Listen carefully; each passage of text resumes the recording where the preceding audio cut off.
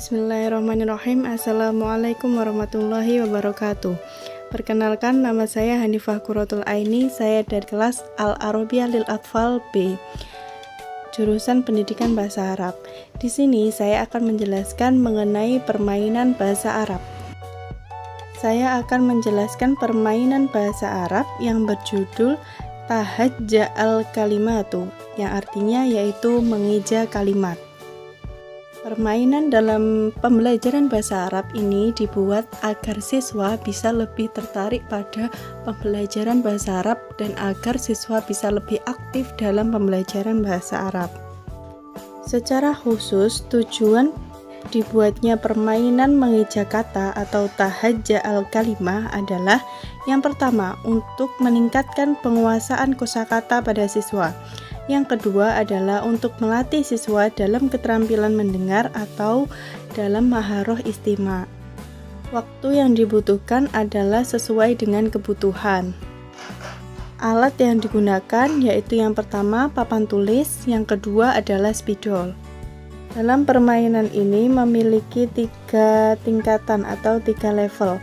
Yang pertama yaitu tingkat dasar atau bisa untuk anak-anak atau pemula, yang kedua yaitu mutawasit atau menengah, dan yang terakhir yaitu tingkat tinggi atau pada siswa kelas SMA atau kuliah atau pada tingkat mahir. Baik, selanjutnya saya akan menjelaskan mengenai prosedur dalam permainan tahajja al-kalimah atau mengeja kata. Yang pertama yaitu buatlah kelompok. Dalam satu kelas itu minimal dalam satu kelompok 3 siswa.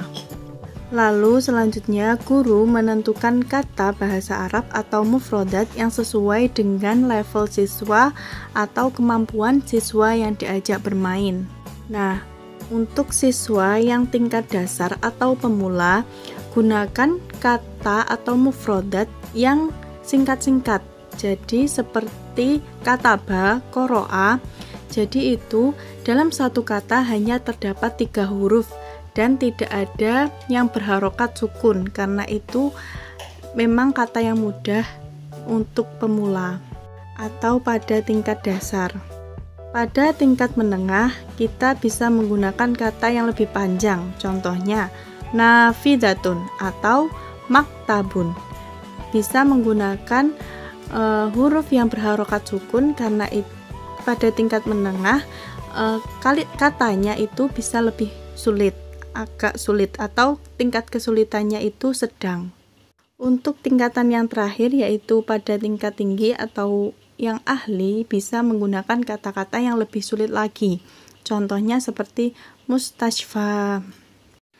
Nah, di sini guru harus menyiapkan banyak mufrodat atau kata yang sesuai dengan tingkatannya tadi. Setelah guru menyiapkan kata atau mufrodat, lalu setiap siswa harus berada atau kumpul pada kelompok masing-masing. Dan usahakan siswa berbaris secara berurutan, bisa dengan duduk atau berdiri. Setelah siswa siap pada masing-masing tempatnya, maka guru bisa menyebutkan satu kata yang akan diberikan pada kelompok pertama. Jika kelompok pertama sudah menerima kata tersebut, lalu setiap anggota kelompok wajib mengeja setiap huruf hijaiyah yang ada pada satu kata atau mufrodat tersebut. Ketika mengeja satu kata, setiap kelompok hanya diberi waktu 10 detik atau disesuaikan dengan kesulitan katanya. Terlihat pada kotak kuning itu terdapat denah, contoh denah dalam penempatan kelompok. Guru berada di tengah, lalu dikelilingi dengan kelompok 1, kelompok 2, dan kelompok 3. Nah, jika dalam satu kelompok itu sudah bisa berhasil mengeja satu kata dengan baik, maka kelompok tersebut mendapatkan poin, dan poin ini bisa dituliskan di papan tulis. Contoh permainan, misalnya guru menyebutkan satu kata kursiun. Nah, di sini guru juga bisa menyebutkan 3 atau 2 kali penyebutan kata. Jika yang mendapat kata itu adalah kelompok pertama misalnya, dan kelompok pertama itu terdapat 4 siswa, jadi siswa yang pertama harus menyebutkan satu kata di awal dalam kata kursiun. Misalnya kata yang pertama yaitu kaf, lalu siswa yang kedua menyebutkan ro, lalu siswa ketiga menyebutkan sin, dan siswa yang keempat menyebutkan ya. Lalu, jika dalam satu kelompok itu terdapat yang salah dalam menyebutkan huruf, maka kata tersebut harus dilempar pada kelompok yang kedua atau yang ketiga.